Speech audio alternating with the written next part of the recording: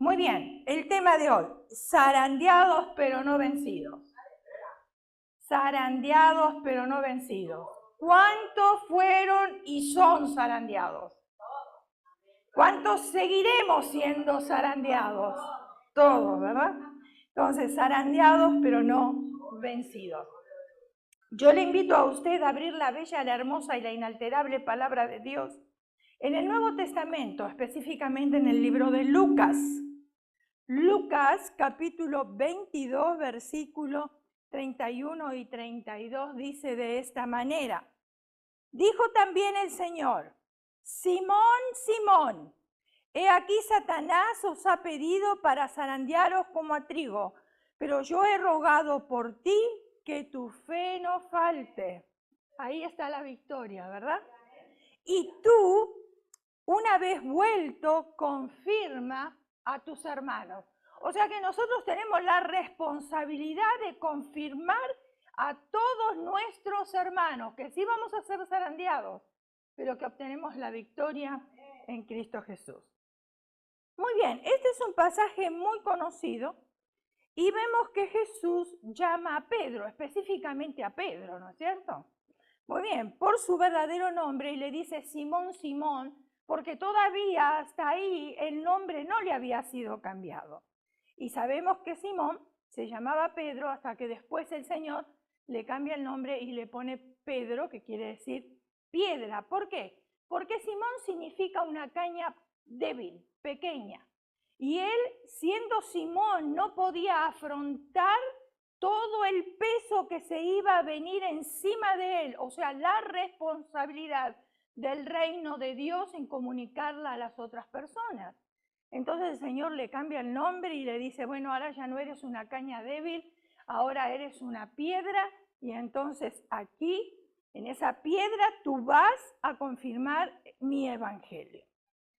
Ahora, creo que al oír Pedro que el Señor Jesús le repite su nombre 2 veces, porque algo que tenemos que tener cuidado, hermanos, cuando leemos la Escritura, hay citas en las cuales el Señor repite las cosas 2 veces. Por ejemplo, dice, de cierto os digo. ¿Y por qué la repite 2 veces? No es porque el Señor sea tartamudo o porque al Señor le dan ganas de repetir las cosas, no. La repite 2 veces para captar nuestra atención, porque detrás de esas 2 veces que repite las cosas, viene algo muy importante que nos tiene que decir. Entonces el Señor repite 2 veces, Simón, Simón, le dice. Muy bien, ¿qué le iba a decir? El Señor quería que Pedro le prestara atención a lo que él le iba a decir. Y aunque el Señor le estaba hablando en ese momento a todos los discípulos, nos damos cuenta por la expresión que dice os ha pedido, o sea, plural. Entonces nos damos cuenta que le estaba hablando a todos los discípulos, porque dice os ha pedido, refiriéndose a todos. Pero al final dirige sus palabras específicamente a Pedro, diciendo, pero yo he rogado por ti, dando a entender que Pedro sería el más perjudicado o el más zarandeado. ¿Sería por su carácter?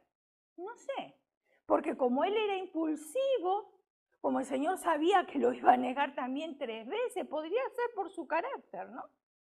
Ahora, lo interesante es que más adelante vemos cómo Pedro es uno de los escritores que en sus epístolas escribe de forma detallada el obrar de Satanás y la forma cómo podremos vencerlo. O sea, había aprendido la lección. Yo creo que la había aprendido, yo sabía. Lo triste es que muchos cristianos, hermanos, no creen en el reino de las tinieblas. Creen que Satanás es un cuento de hadas, que no existe, que una vez que nosotros aceptamos a Cristo como nuestro Salvador personal, todo es camino de rosa, que todo es floreciente. Pero nosotros sabemos, personalmente nosotros sabemos, que eso no es verdad.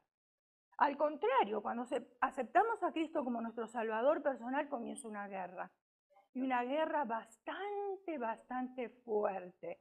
Y no es una guerra contra sangre y carne, sino contra principados y contra potestades, que no los vemos, pero cómo actúan. Ahora, ningún otro escritor lo hace de esta forma como lo hizo Pedro. Tal vez sea porque Pedro se enfrentó y vivió él mismo el proceso de ser zarandeado. Hemos hablado de zarandear. ¿Qué es la palabra zarandear? ¿Qué significa zarandear? Y vamos a ver qué nos dice el diccionario. Zarandear es un proceso que se hacía en ese entonces con el trigo, cuyo propósito era separar la paja o todas las impurezas y dejar un grano limpio y útil para diferentes usos. Ahora, espiritualmente hablando, tiene exactamente el mismo sentido, ¿o no? Tiene el mismo sentido. El Señor permite que nosotros seamos zarandeados porque Él lo permite. Porque Satanás no puede hacer nada en nosotros y Dios no le da permiso. Ahora, claro, a veces nosotros decimos, pero ¿cómo puede ser que Dios aparece muchas veces de acuerdo con Satanás? Permite que seamos zarandeados. ¿Para qué? Con el único propósito de que nuestras vidas sean limpias, refinadas y que el Señor nos pueda usar en diferentes circunstancias de la vida.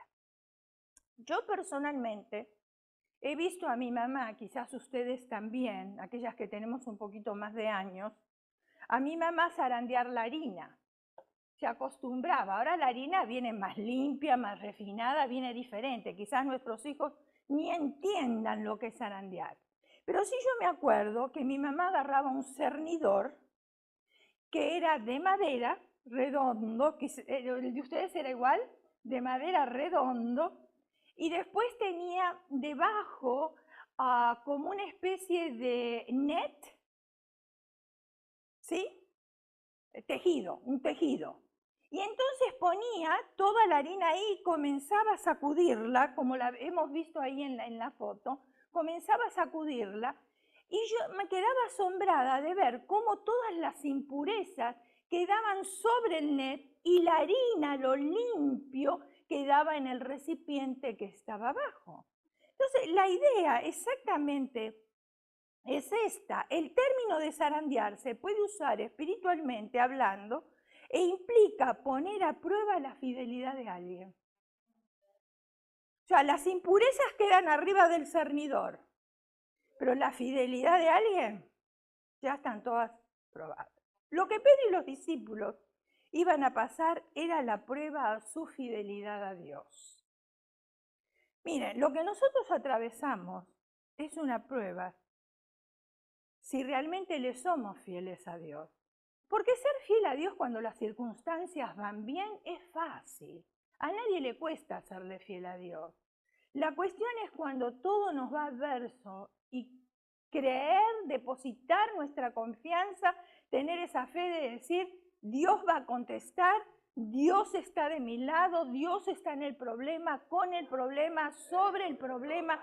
Él va a intervenir, aunque sea un tiempo de silencio, pero Él está trabajando y Él a su tiempo va a dar la respuesta. Y yo voy a confiar en que mi Dios me va a sacar de todas estas circunstancias. Algo parecido le sucedió a Job, y usted conoce muy bien la escritura y la historia de Job. Fue pedido por parte de Satanás para poner a prueba su fidelidad. Así que siguiendo esta ilustración de zarandear el trigo, vamos a verlo desde dos puntos de vista diferentes. Primer punto, o los dos puntos de vista diferentes. Primer punto, el propósito de Satanás es para separarnos de Dios. El único propósito que tiene Satanás es separarnos de Dios. Cuando él logra separarnos de Dios, está feliz. Porque sabe que si nosotros estamos con Dios vamos a obtener la victoria. Tarde o temprano la vamos a obtener. Pero si estamos separados de Dios, no va a haber victoria en nuestras vidas. Al contrario. Ahora, la Biblia dice que usted y yo fuimos trasladados del reino de las tinieblas al reino de Jesucristo. ¿Es verdad? Sí. El reino de Jesucristo lo conocemos como el reino de luz. Y ahora Satanás es nuestro mayor enemigo. Antes éramos enemigos de Dios, lo cual era terrible. Ahora somos sus hijos y nuestro enemigo es el diablo y él querrá impedir que nosotros avancemos. ¿Por qué usted cree que cuando leemos la Biblia nos quedamos dormidos? ¿Por qué a veces la lectura de la Biblia se nos hace aburrida en vez de hacerse interesante? ¿Por qué? Porque el enemigo actúa de una manera que trabaja en nuestro cansancio, trabaja en nuestros problemas, para que nosotros nos quedemos dormidos. Aún escuchando los mensajes en la iglesia nos quedamos dormidos. Y justo Dios tiene una palabra para nosotros, pero como estamos durmiendo, la palabra no llega. Y entonces Satanás dice, así te quiero ver, bien dormidito, porque dormidito yo puedo trabajar en tu vida. Ahora, el Señor quiere que nosotros seamos felices.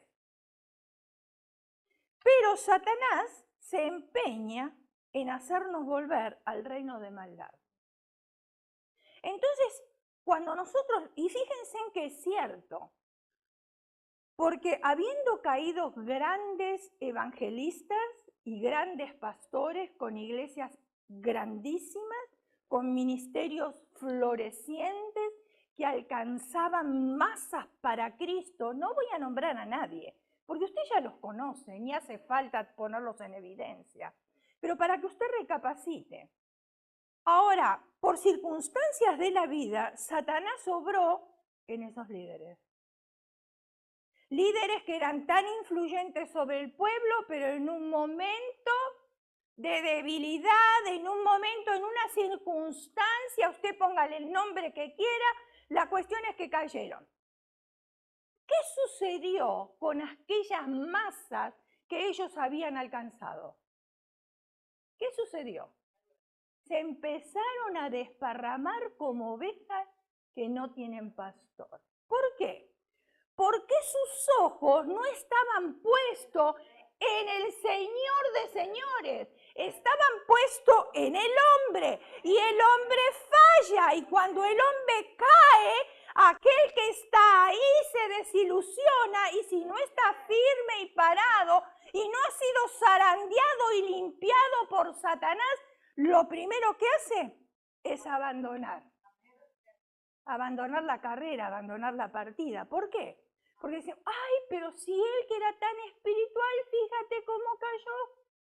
Pero si nosotros no venimos a buscar eso, nosotros venimos a buscar de Dios, y Dios nunca nos va a fallar. Dios siempre va a estar presente. Entonces, ¿qué hace? Satanás siempre quiere volvernos al reino de la maldad, poniendo nuestros ojos en cosas que no deberíamos ponerla.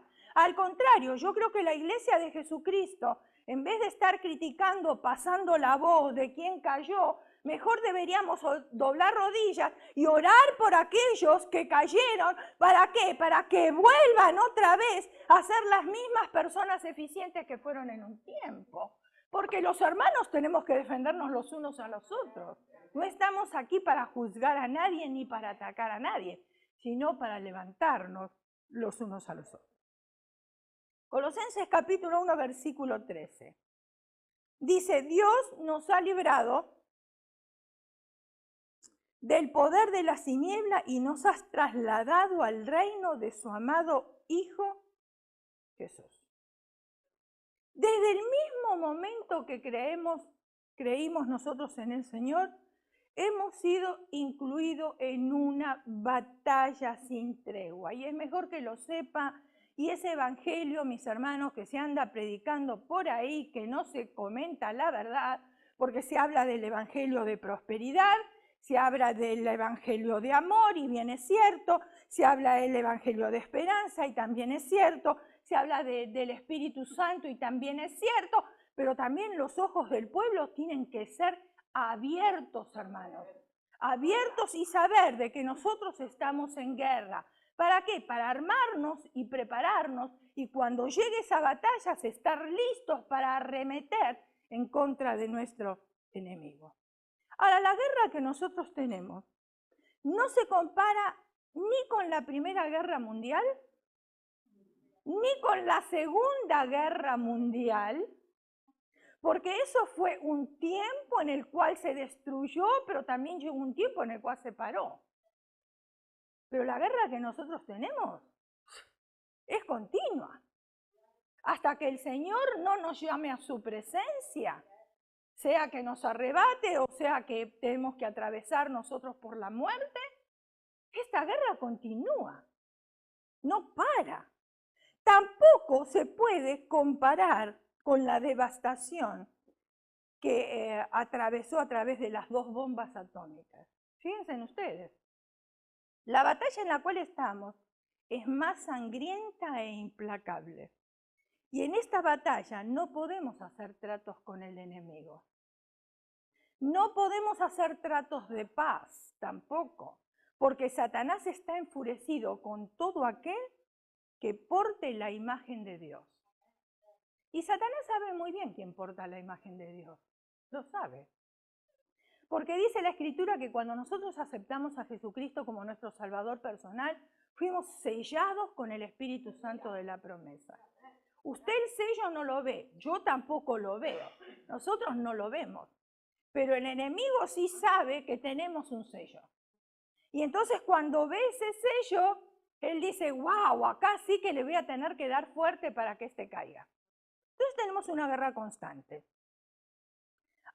Y la guerra es contra todo aquel que quiere o decide obedecer a Dios y a su palabra. Aquellos que están fluctuantes, que tienen un pie aquí y un pie allá, y usted me entiende lo que quiero decir. El Señor dice, por cuanto no eres ni frío ni caliente, te vomitaré de mi boca. El manual de instrucciones nos aconseja en 1 de Pedro capítulo 5, versículo 8. Sed sobrios y velad. Ahí dice velad. ¿Qué es velad? Una persona que vela, ¿qué hace? Creo que no se duerme, está siempre atenta, ¿no? Está como un centinela vigilando. Imagínense que usted tiene un centinela en la puerta de la casa y se duerme. Entonces le deja el camino libre para que entren los ladrones, para que suceda algo en la casa. ¿Para qué quiere ese tipo de centinela?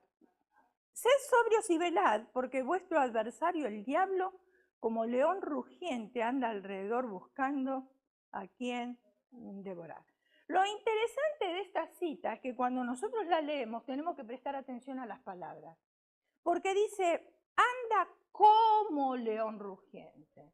No es un león rugiente, como un león rugiente. Acuérdense que Satanás es un imitador del Señor. Quiere él imitar para confundirnos a nosotros en la fe.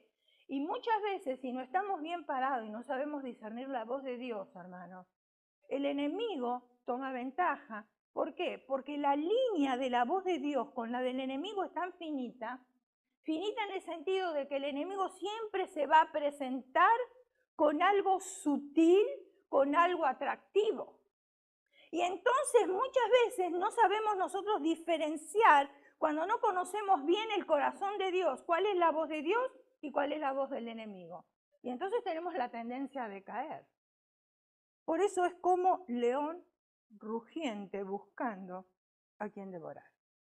El apóstol Pablo, hablándole a la iglesia de Éfeso, le dijo en Efesios capítulo 6, versículo 12, porque no tenemos lucha contra carne y sangre, sino contra principados, contra potestades, contra gobernadores de las tinieblas de este siglo, contra huestes espirituales de maldad en las regiones celestes.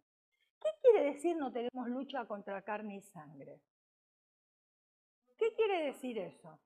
Que no tenemos lucha contra las personas. Al fin, nosotros tenemos la mala costumbre, tanto sea en los matrimonios como en la familia, hermanos en la iglesia, aún en el trabajo, de pelearnos los unos con los otros. Esa es lucha contra carne y sangre. Cuando nosotros deberíamos reprender a Satanás, porque el que viene a traer la discordia es el enemigo. Cuando el enemigo entra y viene a traer discordia, un matrimonio puede llegar hasta el divorcio. Relaciones familiares son rotas también y nunca más se hablan hasta el resto de sus vidas. ¿Y qué si hablamos de compañeros de trabajo, con jefe, etcétera, etcétera? Corremos el riesgo hasta de perder el trabajo. Y Satanás está feliz y aplaudiendo, porque dice, esto era lo que yo quería y lo he logrado. Entonces tenemos que entender que la discusión no es entre nosotros. Por eso siempre necesitamos perdonarnos. Pero los 2 o los 5 o los que estén involucrados en el problema, tenemos todos en conjunto y en unanimidad reprender al enemigo en el nombre de Jesús para que huya y entonces él no pueda lograr sus propósitos. En esa lucha nosotros estamos, y la Biblia dice que nosotros somos luz. Estamos en un reino diferente al de las tinieblas, porque el reino de las tinieblas es el que gobierna este mundo. Y nos damos cuenta en el tipo de canciones que escuchamos, nos damos cuenta en el tipo de bailes que se ven.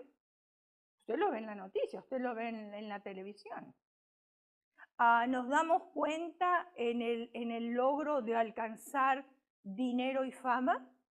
Y todas estas cosas pertenecen al reino de las tinieblas. Nos damos cuenta en la sensualidad, porque hoy lo que rige al mundo es el dinero y la sensualidad. La perdición, las drogas, el alcohol y un montón de otras cosas más. Ahora ya las parejas no se satisfacen como 2 personas, ahora necesitan un trío y necesitan orgía y necesitan otras experiencias. Ahora el matrimonio ya no es válido porque la excusa es ¿qué voy a hacer con un papel? Porque si de todas maneras no tengo el papel, sigue siendo lo mismo. Y no es lo mismo. No es lo mismo porque podríamos alcanzar muchas más bendiciones y las estamos perdiendo por decir y creer que un papel no es necesario y que vivir en pareja está bien. Y entonces el que no piensa de esa manera es porque no tiene la mente abierta, porque es anticuado. Porque hoy hay que pensar así, porque la mayoría de los padres aceptan, yo lo digo por amistades mías, y no aquí en este país, sino en Argentina, la mayoría viven en pareja. Por no decir todos viven en pareja. Porque hasta los padres están viviendo en pareja. Entonces, ¿cómo van a corregir a sus hijos? Es imposible. Entonces vemos que el reino de las tinieblas está acelerando el proceso de maldad. Cigarrillos. Dije la vez pasada que en las cajetillas los mismos fabricantes están diciendo que los cigarrillos son dañinos. Sin embargo, ahora hay otras compañías que sacaron cigarrillos electrónicos con sabor a chocolate, a fruta. ¿Por qué? Para engañar. ¡Ay, qué rico que sabe! Ya no es tabaco, sigue siendo lo mismo, es dañino igual. Esta semana, bueno, mejor dicho, la semana pasada, nos anunciaron que había fallecido la mamá de un amigo nuestro, y una mujer bastante joven. Y preguntamos por qué, porque se veía saludable. Claro, nosotros había cosas que no sabíamos porque la conocimos a ella en este país, pero después decidió volverse a su país y pasar el resto de sus días allá en su país. Ella había ido al doctor y el doctor le dijo esto: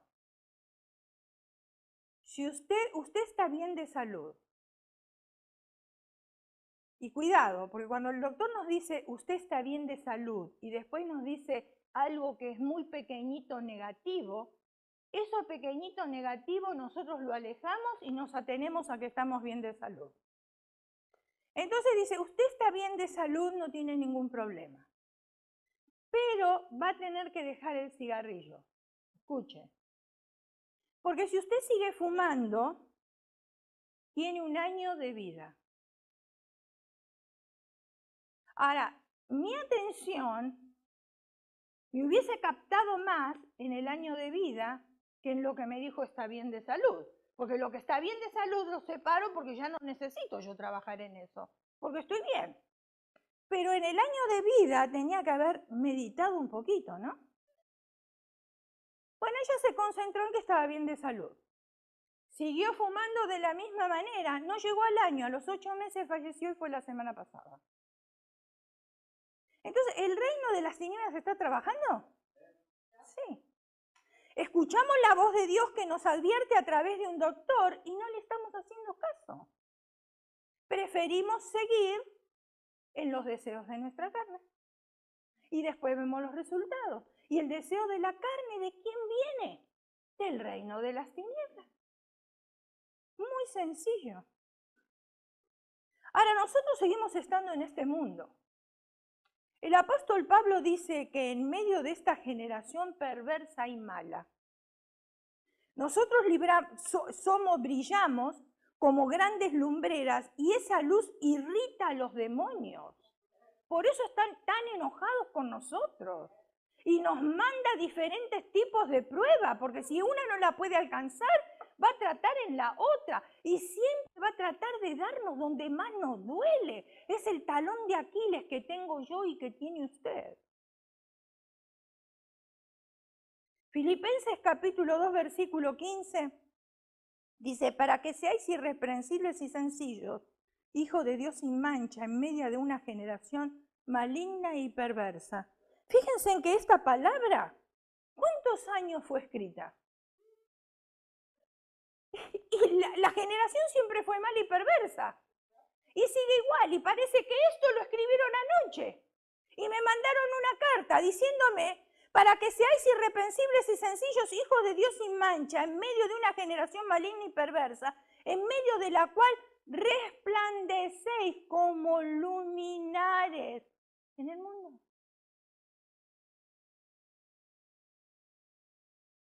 En el cielo no vamos a necesitar la luz, porque la gloria del Señor lo va a iluminar todo. Ahora, yo me imagino cuando pasamos un hijo de Dios y el enemigo nos ve, ¿cómo brillamos nosotros que le hace tanto daño? Y está planeando una estrategia para que nosotros dejemos de brillar. ¿Qué le pasa a nuestros ojos cuando después de haberlos tenido cerrados por largo tiempo y le prenden una luz fuerte? Hoy veníamos por el freeway. Salimos de casa, todavía no había salido el sol. Pero estaba viniendo en el freeway, comenzó a salir el sol. Estaba tan brilloso que yo tuve que cerrar mis ojos porque no los podía tener abiertos del brillo. Y a pesar de que tenía mis ojos cerrados, podía sentir el resplandor, el brillo y la claridad del sol. Y eso es lo que sucede. Entonces, ¿qué pasa? Cuando a nosotros nos sucede algo así, irrita nuestros ojos. Si miramos el sol, irrita nuestros ojos. Y decimos, uy, no, que apaguen la luz.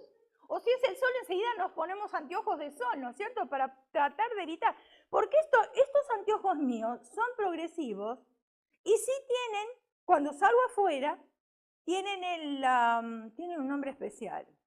Ahora no me acuerdo. Transición.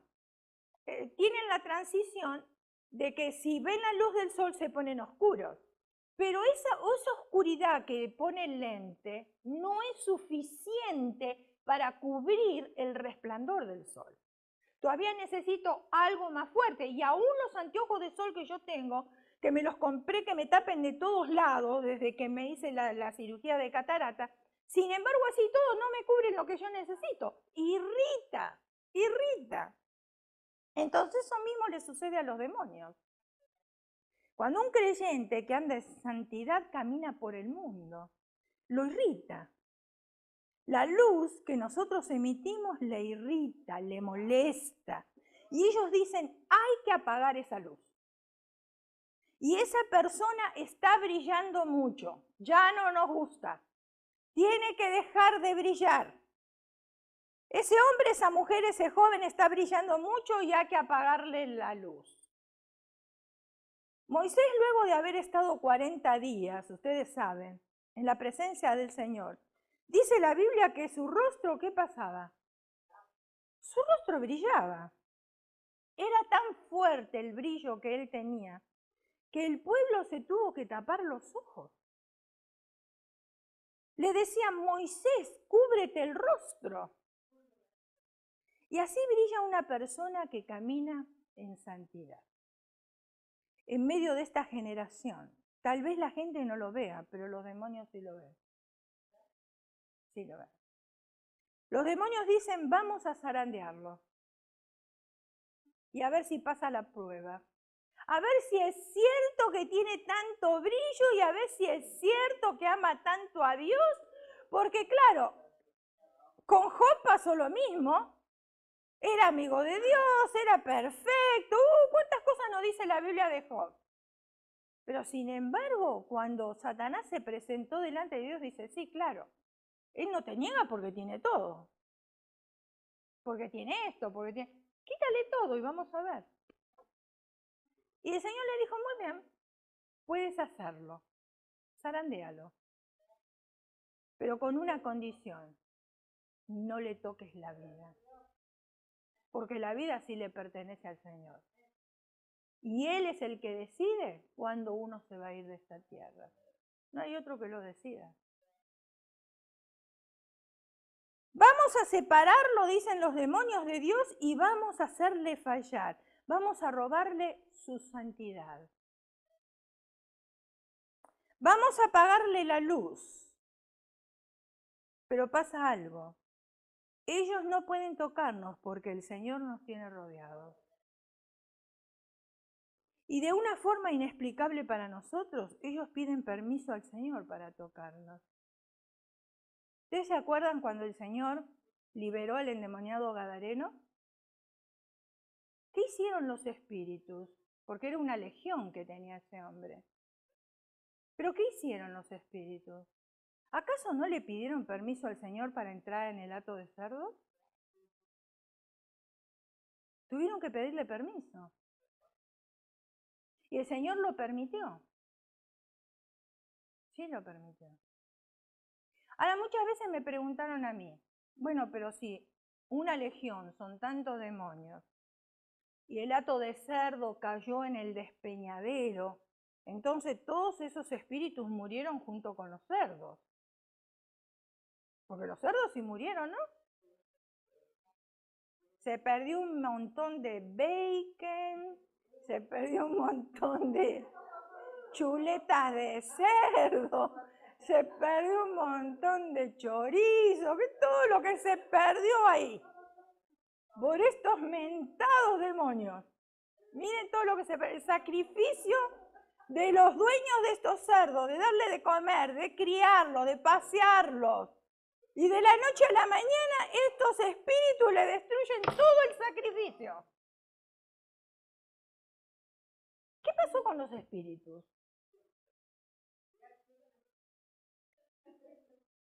El espíritu es espíritu.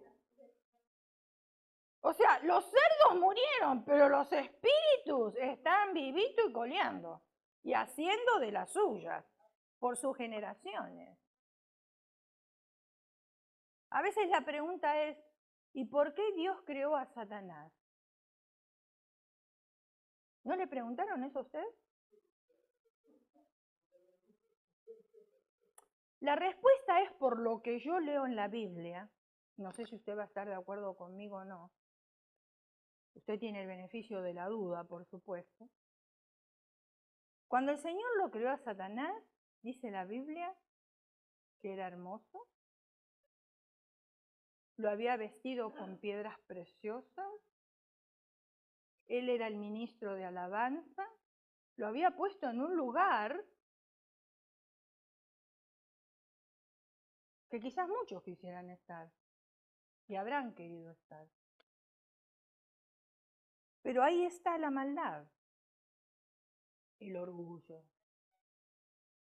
O sea, cuando Dios lo creó bien. Pero después, ¿qué pasó? El orgullo causó su caída. Lo mismo cuando preguntan de Judas. Judas era uno de sus discípulos. Tenía también un lugar de privilegio, era el tesorero, gobernaba el dinero. Parecía que era igual que los demás discípulos, que amaba al Señor porque con él estaba. Pero cuando llegó la hora de la hora, dice que Satanás entró en él. En el momento oportuno, Satanás entró en él. Y entonces vino a hacer estragos. Lo bueno es que Satanás no puede tocar nuestras vidas si Dios no se lo permite. Y no se lo va a permitir porque Dios es el dueño de nuestras vidas. Él nos creó y por supuesto Él tiene el tiempo y qué bueno que no sabemos cuándo vamos a partir, ¿verdad? Porque sería desesperante saber si partimos mañana. ¿Qué haríamos hoy? A veces yo me pregunto, ¿qué haríamos hoy? Quisiéramos hacer de todo, porque sabemos que ya nos está llegando la hora, pero en la omnisciencia de Dios, esa sabiduría tan grande está reservada que solamente Él lo sabe y nosotros podemos vivir tranquilos. Y aparte creo otra cosa más, que si supiéramos nosotros que vamos a morir mañana, aquellos que no creen en Jesucristo como su Salvador y quieren tener la esperanza de ir al cielo, lo aceptarían por temor. Y al Señor no se le acepta por temor, al Señor se le acepta por amor. Por un corazón entregado, un corazón que entiende el sacrificio que Él hizo, que uno quiere pasar una eternidad con nuestro Padre Celestial, a pesar que aquí en la tierra seamos zarandeados, a pesar que aquí en la tierra tengamos infinitos problemas o infinidad de problemas, pero no importa porque yo sé que mi Dios me va a sacar de cada problema en victoria. Y eso es lo que a mí me da la esperanza, de que yo un día voy a estar con Él para siempre, jamás. Y entonces sí, Satanás va a estar derrotado, pisoteado y va a estar debajo de mis pies. Y cada vez que usted y yo obedecemos al Señor, le estamos dando un pisotón a Satanás. Cada vez que usted y yo alabamos al Señor, le estamos dando un pisotón a Satanás. Y no le gusta, por supuesto que no le gusta. Y va a tratar de dominar nuestras vidas de una manera que nos aleje de Dios. Pero aún siendo zarandeados y nos mantenemos firmes, logramos la victoria. Quiero contarles esta historia. Cuenta la historia que un día Satanás fue a visitar a Jesús al jardín del Edén. Con tono de presunción, Satanás le dijo: Señor, ya tengo cautiva a toda la gente. Bueno, a la mayoría de la gente en casi todos los países del mundo. Sí, es voz de Satanás, ¿verdad? Le puse trampas y tentaciones, de esas que yo sé que son irresistibles, y los atrapé a casi todos. ¿Y ahora qué vas a hacer con ellos?, les preguntó Jesús. Me voy a divertir mucho con ellos. Ya lo tengo todo preparado. Después que se case y pasen unos años, voy a hacer que se divorcien. Así, además de hacerles daño a ellos y a sus hijos, impido que la familia, que es la base de la humanidad, siga adelante. ¿Por qué no hay morales en el día de hoy? Porque los hogares están destruidos, ¿o no? Y no hay moral. Cada cual hace lo que quiere. Cada cual hace lo que se le viene en gana. Y a los padres, muy pocos son los que tienen autoridad, porque tampoco podemos generalizar. Pero hablando del mundo, muy pocos son los que, casi ninguno tiene autoridad sobre sus hijos. Para otros grupos de personas tengo otros planes, continuaba diciendo Satanás. Haré que se odien unos a otros. Es actual, ¿no? Que se sientan solos. ¿Cuánta soledad hay en el mundo? Abandonados y no queridos hasta el extremo que busquen consuelo en el alcohol y otros tipos de drogas. A unos pocos les enseñaré a inventar armas destructivas y provocaré conflictos para que se maten unos a otros. bien actual. Realmente me voy a divertir. Y cuando ya te canses de jugar con ellos, dijo Jesús, ¿qué vas a hacer? No sé, los mataré a todos y sus almas serán mías para siempre. De pronto Jesús le preguntó, ¿cuánto quieres por todos ellos? ¿Me lo preguntas en serio?, respondió Satanás. Tú no puedes querer a esa gente, ellos no son buenos. ¿Tú los quieres comprar cuando ellos ni te siguen? ¿Es verdad o no es verdad? Ni te quieren, muchos te odian, les he visto escupirte, maldecirte y hasta negarte. La verdad es que me quieren mucho más a mí. Tú no puedes amar a esa gente. Quería influenciar en Jesús todavía. Di que esas piedras se conviertan en pan. Osado, ¿eh? Ahora imagínense que si él es tan atrevido con Jesús, sabiendo que es el mero mero, ¿qué va a hacer con usted y conmigo?